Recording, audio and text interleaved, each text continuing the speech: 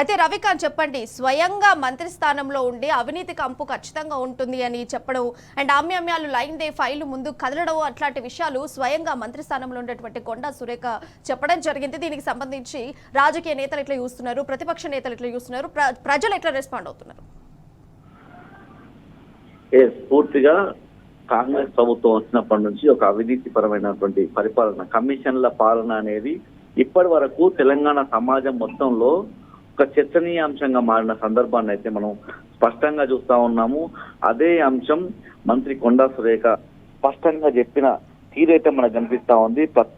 ప్రత్యక్షంగా ఆమె పూర్తిగా డిఫెన్స్ లో పడిపోయినటువంటి అంశం కూడా మనకు స్పష్టంగా కనిపిస్తా ఉంది. మరోవైపు ఇవాళ ఈ అంశాలన్నింటినీ కూడా చెప్పే క్రమంలో భాగంగా 420 హామీలను ఇవాళ ఏదైతే కాంగ్రెస్ ప్రభుత్వం ప్రజలకు ఇచ్చినటువంటి హామీలను మోసం చేసిన పద్ధతి అంతా తెలంగాణ సమాజం అంతా గమనిస్తూ వస్తోంది. కాంగ్రెస్ పార్టీకి సంబంధించినటువంటి హామీల పరిభాషలో చెప్పాలంటే 6 గ్యారెంటీలుగా చెప్పాల్సి ఉంటుంది. ఈ 6 గ్యారెంటీల అమలుకు సంబంధించి మేము పరితపిస్తా ఉన్నాము, ఆ అమలు కోసం మేము పాటు పడతా ఉన్నాము, పనిచేస్తా ఉన్నామని చెప్తా ఉన్న ప్రయత్నం. ఏదైతే ప్రతి ఇంటికి కూడా ఉచితంగా విద్యుత్ అందిస్తా ఉన్నాము, ఇట్లాంటి అంశాలు చెప్పే క్రమంలో భాగంగా మీడియా సమావేశం నిర్వహించినటువంటి కొండా సురేఖ గారు ఎగ్జాక్ట్ గా 16-15 నిమిషాల పాటు మీడియా సమావేశం నిర్వహించారు. దాదాపు 9-10 ఏదైతే 7-8 నిమిషాల తర్వాత ఆమె ప్రెస్ మీట్ నిర్వహిస్తున్న క్రమంలోనే కరెంటు పోయింది.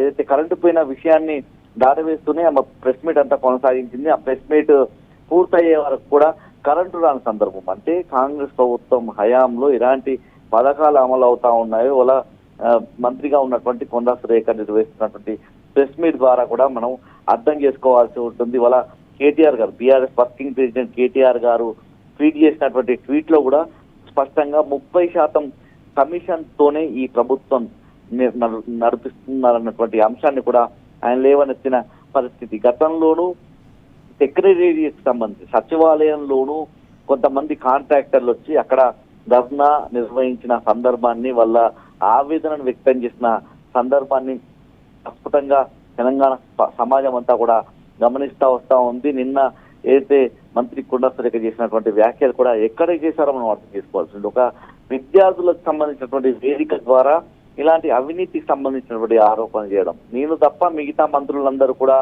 వాళ్ళ అవినీతికి పాల్పడుతా ఉన్నారు, అవినీతి మరకలు వాళ్ళకు అంటుకున్నాయన్నటువంటి వ్యాఖ్యలు చేయడం పట్ల తెలంగాణ సమాజం అంతా కూడా అర్థం చేసుకోవాల్సి. విద్యార్థుల సమక్షంలో విద్యార్థులు భావి భారత పౌరులు. అయితే రవికాంత్, దీనికి సంబంధించి వరంగల్లో ఎట్లా రెస్పాండ్ అవుతున్నారు?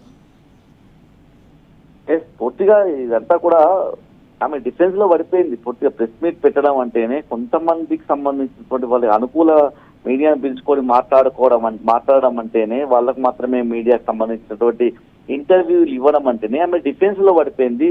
ప్రజలంతా కూడా అవినీతిమయమైనటువంటి ప్రభుత్వాన్ని ఎలా అర్థం చేసుకోవాలన్నట్టుగా వ్యక్తం చేస్తా ఉన్నారు వాళ్ళ అభిప్రాయాలన్నీ కూడా. విద్యార్థుల సమక్షంలో ప్రధానంగా ఏదైతే కమిషన్లకు సంబంధించినటువంటి అంశాన్ని వ్యక్తం చేయడం, ప్రతి మంత్రి కూడా ఏదైనా స్వార్థపూరితమైనటువంటి ఒక హామీ ఉంటే తప్ప ఫైళ్ల మీద సంతకం చెయ్యరు అన్నటువంటి ఒక స్పష్టమైనటువంటి ఒక అవగాహనను తెలంగాణ ప్రజానికానికంతా కూడా కల్పించినట్లుగా మనం అర్థం చేసుకోవాల్సి ఉంటుంది. ప్రతి మంత్రి అంటే ఇప్పటికీ ఫుల్ఫిల్ కానిటువంటి పూర్తి కేబినెట్ కి సంబంధించి అంటే 18 మంది మంత్రులు ఉండాల్సి ఉంటుంది. ముఖ్యమంత్రితో సహా తెలంగాణ రాష్ట్రానికి 18 మంది ముఖ్యమంత్రితో సహా 18 మంది ఉండాల్సి ఉంటుంది. అందులో పూర్తిగా 6 లేరని చెప్పాల్సి ఉంటుంది. అందరూ కూడా ఇవాళ అవినీతిలో కూరుకుపోయిన సందర్భాన్ని అయితే నేను ఒక్కదాన్ని తప్ప మిగతా వాళ్ళందరూ కూడా అవినీతిలో భాగమయ్యారన్నటువంటి అంశాన్ని లేవనెత్తడం పట్ల అంటే ఎన్నో ఆరోపణలు వచ్చాయి. తెలంగాణలో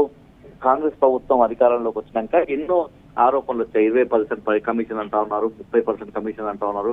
ఒక మంత్రికి సంబంధించినటువంటి సతీమణి నేరుగా ఈ అవినీతికి సంబంధించి ఏదైతే ఫైల్ మూవ్ కావాలంటే ఆ మంత్రికి సంబంధించినటువంటి సతీమణిని కలవాలి, వాళ్ళకు ఎంతో కొంత ముట్ట చెప్పాలన్నటువంటి అంశాలన్నీ కూడా తెలంగాణ రాష్ట్రంలో కొన్ని నెలలుగా చర్చకు దారితీస్తా ఉన్న సందర్భంలో మంత్రి కొండా సురేఖ చేసినటువంటి వ్యాఖ్యలు అవన్నీ నిజమే. ఖచ్చితంగా మంత్రుల దగ్గరికి ఒక ఫైల్ మూవ్ కావాలన్నా ఎవరన్నా వెళ్ళాలన్నా కూడా వాళ్ళకు కొంత ముట్ట చెప్పాలి, వాళ్ళకు డబ్బులు అప్పచెప్పాలి, కమిషన్ ఇవ్వాల్సి ఉంటుంది.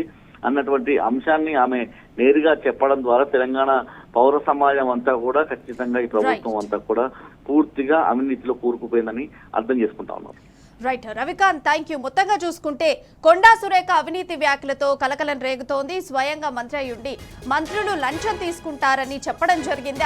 అమ్యాలు లేనిదే ఫైల్ అసలు ముందు కదలమని చెప్పడం జరిగింది. దీనికి సంబంధించి కేటీఆర్ కూడా స్పందించారు. అంటే ఇప్పటికైనా నిజం ఒప్పుకున్నందుకు అభినందనలు అని తెలియజేశారు. అయితే అవినీతికి సంబంధించి సీఎం రేవంత్ రెడ్డి విచారణకు ఆదేశించగలరా అని క్వశ్చన్ రేజ్ చేయడం కూడా జరిగింది.